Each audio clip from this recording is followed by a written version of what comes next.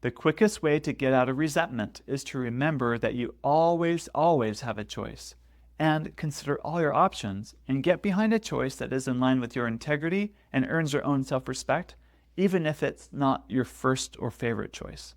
Have you noticed after you've been married a while that sex and intimacy concerns tend to creep up in your marriage? I'm Dan Purcell, a sex and intimacy coach for married couples, and I'd love to help answer your questions and concerns and help you bring your intimacy to your next level. This video you're about to watch is part of a series that I'm doing answering questions that have been submitted anonymously. If you have a question you'd like addressed yourself, you can go to my website, getyourmarriageon.com, click on resources, and then anonymous questions.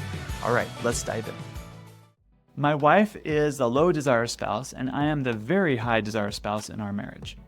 My wife and I seem to always have an argument every other week about sex and intimacy in our marriage because one of us is frustrated by the other for either wanting it or not wanting sex, and one of us is either putting forth the effort or not to try to put forth effort to be intimate. There's a lot of resistance here. It's left me feeling very defeated. I am so tired of the regular arguments about the same thing over and over. It's gone to the point where I would just rather agree with my wife to have a sexless marriage than actually put forth effort to have nothing improve and argue over sex constantly. What can I do to not feel this way and help my wife and I to not have constant arguments about sex and intimacy in our marriage? Well, welcome to real life. This scenario plays out in so many marriages everywhere. You're definitely not alone. Just because it's normal, though, doesn't mean it's optimal. I understand there's a lot of real pain here. It's real.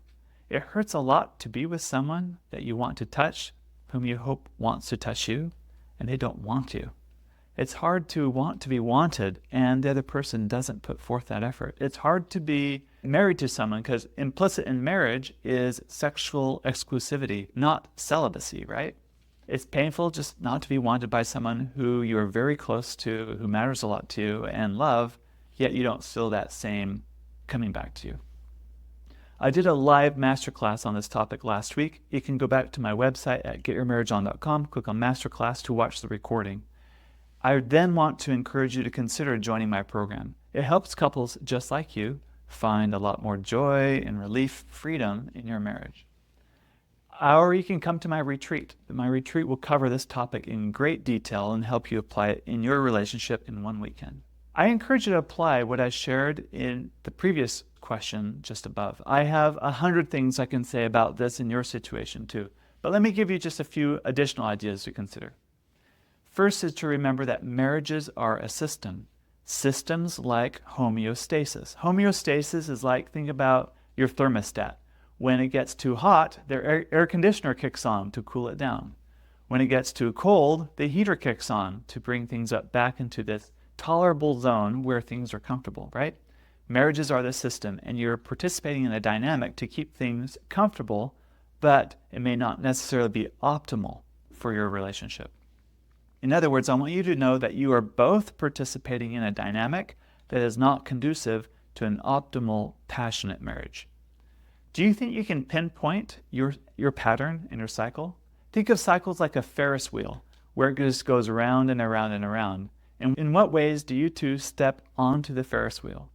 A common example is the pattern of pursuer and distancer, which looks like it's the pattern in your marriage. He pursues, she resists and distances, and because she's resisting and distancing, he pursues even more, which makes her distance herself even more. And so this pattern goes around and around and around. And there's a way out of it. The key is to recognize your role in the pattern and interrupt it. I'd be happy to coach you through this dynamic after we get a few more details about you and your relationship.